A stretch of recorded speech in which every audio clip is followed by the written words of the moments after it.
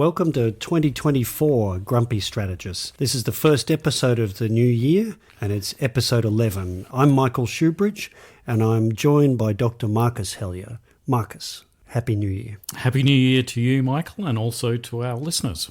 Well, it hasn't really been a quiet Christmas New Year period. And we left and we were talking about the Middle East, and we're back. And I think we've still got to talk about the Middle East, but we'll use this podcast to do a bit on the Middle East and what it means for Australia and capability choices, and then really focus on what's the government going to do or should be doing around defence in the May budget, because May isn't that far away. Here we are at the end of January. No, if you're preparing the May budget in defence, you need to have a pretty well fully formed and fleshed out investment program. And so one would hope that defence has that by now, because if they don't have it now or very soon, it's not going to be in the May budget. And it's Charles Dickens' time for the Albanese government. They created great expectations last year with things like the strategic review and the review of the surface fleet, and now it's time to meet those expectations. Yes, a year on from the DSR being delivered to the government, it would be nice to see some of those rapid decisions actually being rapidly decided on.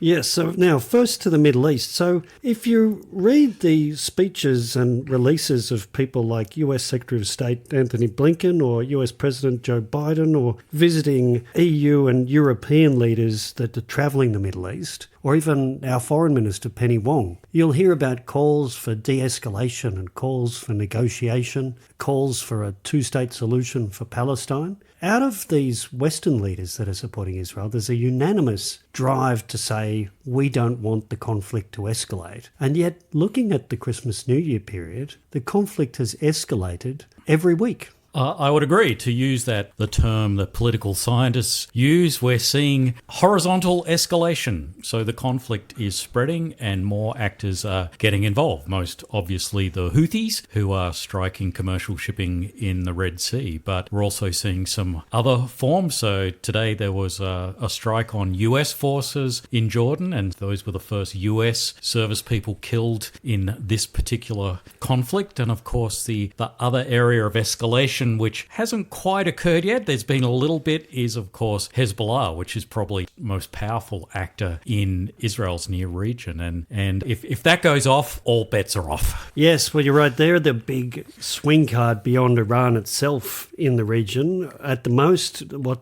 Hezbollah seems to have done so far is what you have to call polite escalation. So just saying, don't forget I'm here. We're a few here. prods and missiles and anti-tank weapons fired into Israel, causing a large evacuation, actually, of Israeli citizens, which that displacement of Israeli citizens is one of the big driving pressures on Israel. They've made Israel move its population back from the northern border, but apart from that, Hezbollah is sitting on the sidelines. It's interesting, isn't it? So we're talking about Hamas and Hezbollah, and now we've all learnt more about the Houthis. Only people that followed the region would have even heard of the Houthis before, but they've been in a civil war that's had 350,000 deaths, so they're no stranger to death and destruction. Well, not just a civil war. I mean, the Houthis not only fought the other half of Yemen to a standstill, but they fought the Saudis and the Emiratis to a standstill as well. So I find it very, very hard to believe that they are going to be deterred or defeated by a few airstrikes or cruise missile strikes. Yes, well, at most they'll have their launch numbers reduced by having stockpiles and launches reduced, and maybe radars making them less able to find targets. But it looks like they will be able to persist for as long as they want to. An interesting thing about attacks like the one into Jordan, killing 3 US service personnel and looking like it's injured around 30, is we don't even know the name of the group. And you've made this point before that war has democratized through technology. So we know that these service people were killed by an armed drone, but we don't know who did it. And that's the story to me in part of this horizontal escalation in the Middle East. We know what weapons will do the killing, and we know that most of them are supplied by Iran, but we don't know who's firing them. It really is a new age of war where it's not just states and major states. We can't even deter sub-state regional actors whose names we don't even know. There are many, many actors, and they have access to relatively advanced weapons. So we see that with the Houthis, which seem to have relatively unconstrained ability to keep firing off cruise missiles and drones against commercial shipping and Western warships. So I guess this is, one of the clear lessons of the last decade is the democratization of technology. And when you marry that up with another issue we've spoken about, which this is sort of potentially impending age of chaos, is that there are many, many actors out there. Many actors out there. And I think it's a bit misleading to describe all of these players as simply Iranian proxies, as these kind of mindless drones at the service of the Ayatollahs in Iran. They all have their own motivations, but I think one of the common motivations is this broader dissatisfaction with you call it the post-World War II settlement or the post-colonial settlement, but it's that issue of they just don't like things the way they are. So we quite often describe Xi's China as a revisionist power. Yes, but there are many other people who want to revise where we are. The way things are, that's right. I think you're right about groups like Hamas and Hezbollah and the Houthis and Iranian-backed Iraqi militias, maybe they're some of the ones behind the Jordan attack. They are all Iranian proxies in that they're supplied, trained and equipped by Iran, but they have their own goals. And they have shared goals like the damaging and destruction of Israel and the damage and ejection of the Middle East of the US. So they have some things they're happy to work together on. That doesn't mean they're all under the direct control of Iran, but Iran plays an important role in training and equipping them. So sometimes you look at this and you sort of have this image of things are crumbling and the Western states, led by the US, are trying to hold things up as everything's crumbling around them and trying to rebuild it. But it's very easy, I think, to make things crumble and very hard to maintain order and to move to what does that mean for military capability? Well, Western military capability is kind of defensive in a way. The Royal Navy, I think, has become the embodiment of that. So I was reading a piece that said the Royal Navy has no strike capability on its surface ships. So it has no land attack missiles on its ships. And because it retired Harpoon and hasn't brought the replacement in, it actually has no maritime strike capability. Yes. So they've put so much money into their two aircraft carriers, neither of which is available to help out in the Red Sea. And their nuclear enterprise. And into their SSNs, sound familiar? Anyway, and the SSNs are the only vessels that can carry cruise missiles, and none of them are available. So you take those two exquisitely expensive capabilities out of the mix, and the Royal Navy, basically, all it can do is sit there and defend itself. Yeah, well, one thing that struck me about the Red Sea mission, and I think it was the right decision of the UK government to put warships in there. So HMS Diamond, for example, has been shooting down drones and anti-ship missiles and protecting not just itself, but maritime shipping. But one thing that struck me is to say it's success to shoot down Houthi missiles and drones that otherwise would hit your ship and merchant ships. The Houthis, when they fire a kamikaze drone or they fire an anti-ship missile, they're not expecting to get it back. So when it's shot down, yes, it hasn't hit something, but it's not really a loss to the Houthis because they loved it so much they set it free when they launched it. Well, even if they don't hit anything, it's still a victory in the sense of that broader project of challenging the world order. Well, it's disrupted shipping, it's imposing cost on the world, it's drawing attention to the conflict in Israel and Palestine. It's made the Houthis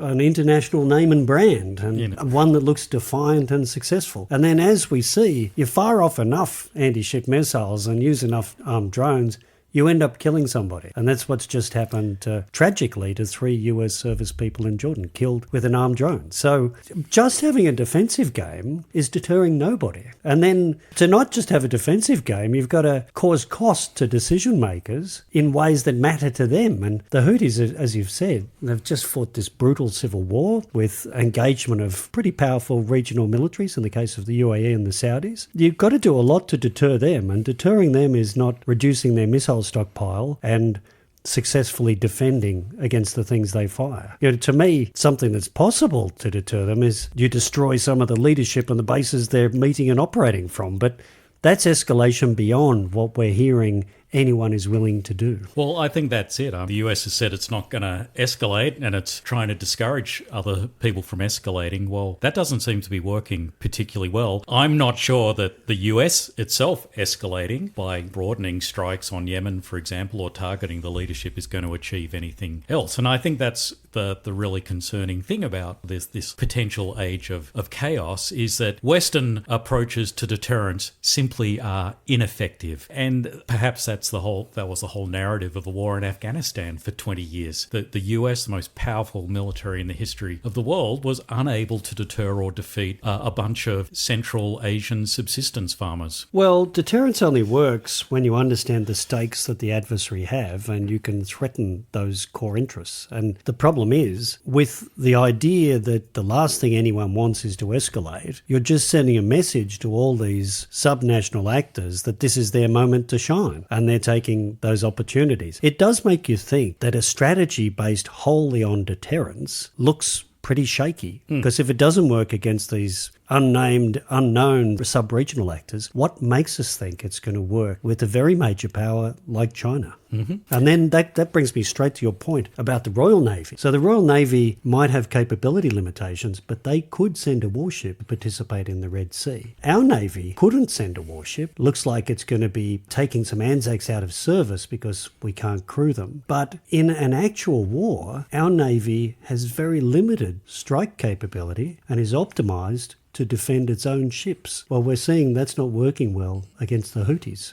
So why would it work against the PLA? Yes, well, I never quite understand the discussion around our Navy, which is it's about defending sea lanes of communication. And it's like, well, how do you do that with a bunch of ships that can only defend themselves? There's no way you can protect the entire sea lane of communication from Australia to Japan or the UK or the US or the Middle East. Well, a combined international force can't protect that chunk of the Red Sea from the Houthis. You know, at some level, you need to be able to destroy the threats, and we don't have that ability. At least the UK has some carriers. We don't have carriers. Our submarines have no land strike capability. I don't think that's going to be fixed when we get SSNs, because quite frankly, SSNs are the least cost-effective way of delivering land strike you can possibly imagine. I mean, I think it's a particularly dumb way of developing a land strike capability. And so our Navy is pretty much toothless. There's some talk of putting Tomahawks on the AWDs, but when you look at our three air warfare destroyers,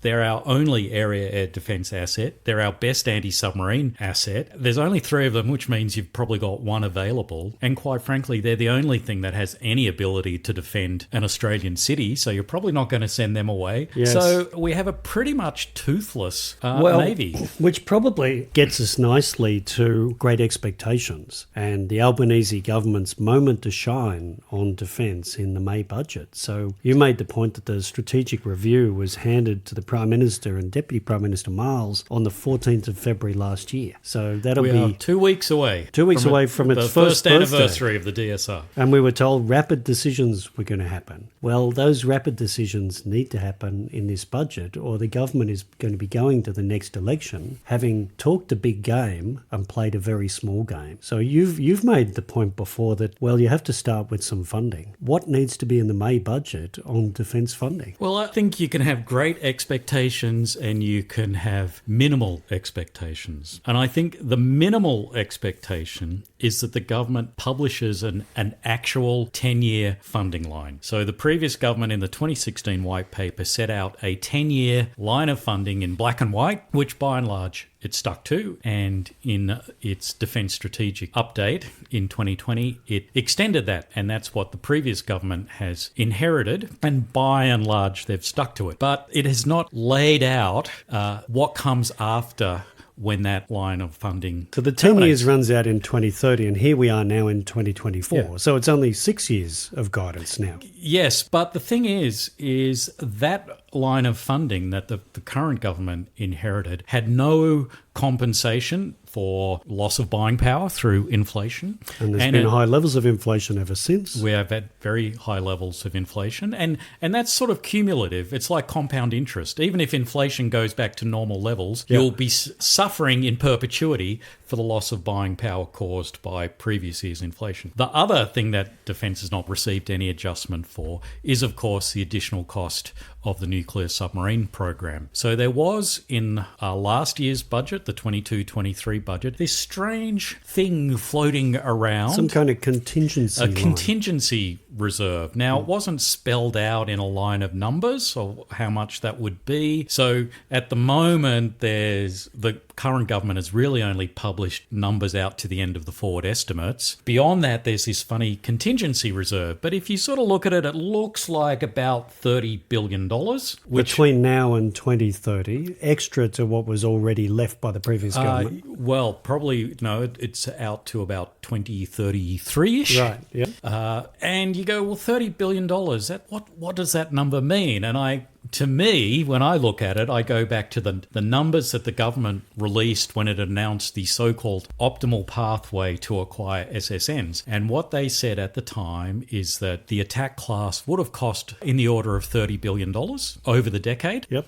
But the SSN program would cost somewhere in the order of $58 billion over the decade. Right, so there's the nearly difference, a $30 billion difference. So that contingency reserve really just covers the additional cost of SSNs. Okay, so the worst case in the May budget is the government does say, here's a 10-year funding envelope, but the only increase is actually just enough to pay for the AUKUS submarines. Yes, and that means the rest of the Defence Force is taking a real cut because it's got to eat the inflation problem. And this is at a time when the government said there's more ambition for Australia having military power through the strategic review. So worst case is Defence is in a worse position with more to do and less money, but the government makes a virtue out of the essential bill for the nuclear submarine. Yes, well, you're very cynical there, Michael. But yes, in my view, that would be the absolute minimum. Because what we also know is that the shopping list, the capability plan was already unaffordable, and they've injected the SSNs into it. So even if you pay for the additional cost of SSNs, everything else is still unaffordable. You've still got an unaffordable Christmas list that is the defence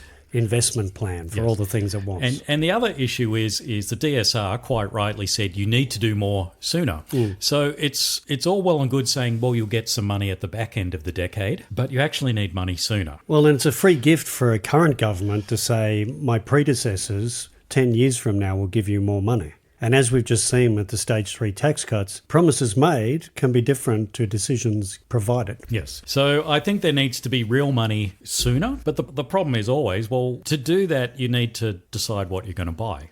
And as we've seen, we still don't have a new investment program for defence. Well, I think that's a whole topic for a separate podcast, because I think there's no way to turn something that you have based around 10 and 20-year timeframes into something that responds to more urgent timeframes, which is what the environment we're in now. There's that joke about the person that's lost in the middle of Ireland asks the farmer which way to go and how do I get to Dublin? And the farmer says, I wouldn't start from here. You cannot start with the current approach in the investment plan of a 10 and 20-year cycle. So, I think it's a separate podcast. The government has said when it accepted the strategic review, it was going to do a couple of urgent things. So it was going to do guided missile production, domestic, urgent. And so far, the only initiatives we've got are getting big American companies that make stuff in America for Americans to start trying to produce a couple of smaller items here. Right at the time when the US can't get enough of its own stuff and the US companies that we're relying on are supplying two wars, one in Ukraine and one in the Middle East. To me, the moment now for the government on guided weapon production is to show they can get an actor that isn't Lockheed Martin or Raytheon to start to produce weapons here, because that's the only way we could have a reliable supply. Well, I agree.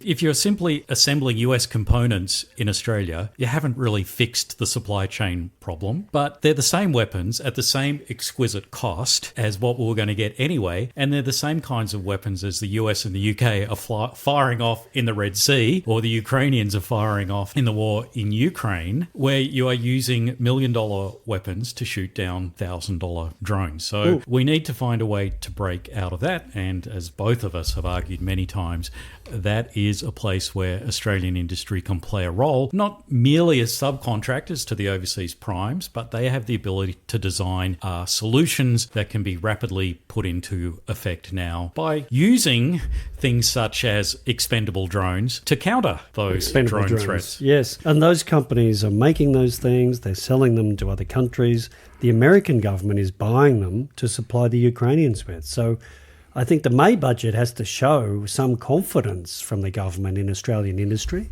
And the only thing that will show confidence is cash flow. So there needs to be a provision in the May budget that's to be spent on Australian industry in the world of the small, the smart and the many. And that means guided weapons, drones, munitions. That's what that means. Then I don't think it's much comfort to most Australian industry to know that at some point towards the end of the 2020s, they'll be supplying widgets into the Hunter-class frigate, for example. I mean, that is not going to be developing a viable Australian defence industry. No, and time is not our friend. So plans that come to fruition in 2033 are interesting, but it's what's done between now and then that's important. So another point here that the government has set expectations around is the surface fleet. So the strategic review was the father to another review, the surface fleet review, by Admiral Hilarides, who'd been a proud defender of the Hunter-class frigates before he was commissioned to do this independent review. Yes, Didn't he give it to Minister Miles in September? Well, there was a rapid decision out of the DSR, which is that we would do a surface fleet review. So we rapidly decided to conduct another review, which actually was, in the grand scheme of things, done quite quickly by retired US Admiral Hilarides, and that was handed to the government, which rapidly made a decision to do nothing with it. Well, they rapidly made a decision that they would make a decision sometime in the first half of 2024, which we're now in. Yes, well, you can't really develop a new investment program until you've decided what you're going to do with the surface fleet. So that's the shoe to drop in the defence sphere that allows anything to happen around plans in the May budget. So you need to, if you want to build ships quickly, actual surface warships quickly, you need to do one of two things. You either need to cancel the Hunter-class program in its entirety to free up cash. All 9. Yes, because cutting off the last 3 saves you no cash until the late 2030s. Well, you spend all the money up front to design and start to produce it, and then you produce less, so the cost per ship goes up, but your first 10 or 15 years of cost is the same. Yes. Yep. So you either need to cancel the Hunter-class program completely, or you need to increase the defence budget. To buy a new kind of surface ship. Yes, to do Hunter and something else at the same time. And I guess there is a third option there, which is if you really want surface ships quickly and you don't want to increase the overall budget and you still want Hunter, is you further gut another part of the defence budget. There's not much to gut in the rest of the defence budget, is there? You could do something like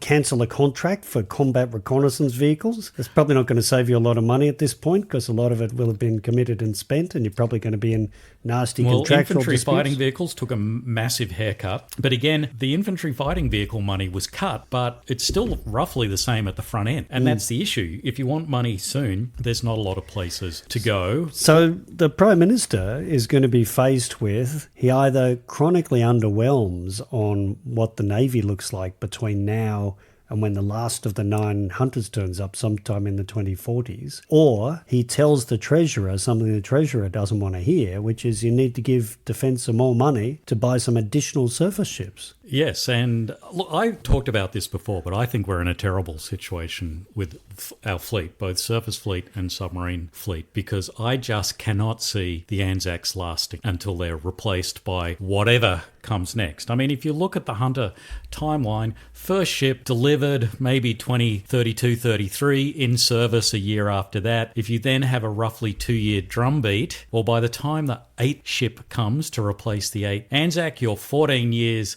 down the track. So, yeah, we are deep into the 2040s. Are we seriously saying that the Anzacs will be a frontline warfighting capability at that point in time? Well, and it's I think a similar situation even if with the submarines. Even if on just technical grounds you could say the Saab 9LV combat system and the weapons on the Anzac are still the right things for the environment, the problem is they're such old pieces of equipment now. And it's not like a B-52 bomber where the whole thing has been renewed, the structural integrity has been husbanded because they're not flying every day. The Anzacs have been absolute workhorses, and in fact I think they've been at a higher tempo of exercising and presence in the last few years than before. So they're wearing out fast because they're not being used in war, but they're still being used. And wearing out an old ship means things are going to break unexpectedly. They're not going to be available. So the urgency of doing something with the Navy is quite obvious. And it's a similar situation with submarines. So we're facing strategic risk in both of those fleets. It's not like we decided we'd take a high-risk path with one of them and a safe path with the other. We're on high-risk paths for both. Yep. Yes. But the only one where you can retire any of that risk is the surface fleet, because you cannot, even if you throw money at the wall, get new submarines fast. We know that. The optimized pathway is as fast as you can go. It's still slow, risky, and inordinately expensive. Well, again, we've spoken about this before. If we take the precedent of the Army's helicopter transition, which looked like a relatively straightforward transition by and large, we've ended up with no battlefield helicopter capability at all because the government made a decision to retire the MRH-90s in one go. Are we willing to do the same thing with our surface fleet or with our submarine fleet? I think that's an area where you can't do that. You can't take the risk. Well, I mean, look, I didn't really want to get into the horrible, unbelievable turn of events with the Taipan MRH-90 helicopters, but there are a couple of things out of it, I think. One is we really don't understand what war is with our disposal plans. So when the Australian military retires something, the thing still has service life left. And usually the plan has been to find another military somewhere. Do the Indonesians want the old patrol boats or somebody else? And gift or sell them at a bargain price, or destroy them. And what we're seeing with actual war is everybody runs out of their preferred frontline stuff, and then there's nothing else. So the Russians are pulling 1960 tanks out of storage, and rifles out of storage, and artillery out of storage. We don't put anything in storage. We get rid of it. No, we see it as a cost. Why? Because we force structure for peacetime. We force know structure for peacetime. Both the previous government and the current government have been saying war is credible. So the disposal approach that the Australian Defence Organisation has is completely broken. No. So when the Anzacs are retired, for example, ageing as they might be at that point, they should be mothballed. They shouldn't be disassembled and buried or sunk as dive wrecks or gifted to some African navy. We should put them in mothballs because if a war happens, we might find them very handy. And the debacle of the Taipans, it causes physical pain to anybody that thinks about it. The Germans have just accepted the NH-90 aircraft, the same helicopter, into naval service. And gifted their Sea Kings. Gifted their old Sea Ukraine. Kings, which so are decades older. So a helicopter we retired 15 years ago, they've still had in service, and the Ukrainians are happily accepting those. I didn't see the Germans taking apart their old Sea King helicopters and burying them. I saw them giving them to Ukraine. So there's still time for the Prime Minister to change his mind, but if he leaves defence to continue, not just with the Taipans, but with this approach to disposal as a strategic plan, that is a fundamental error.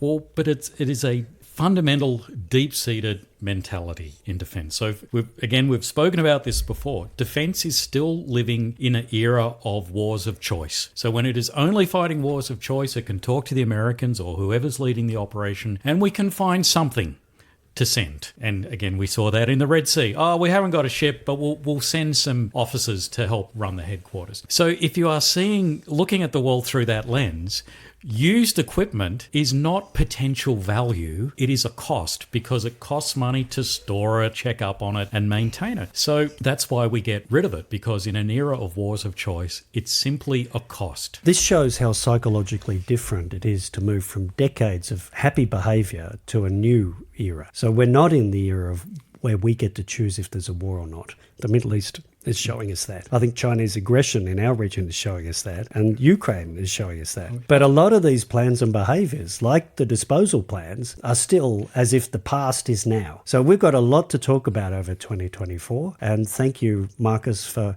making this a very interesting start. As always, it's been a pleasure.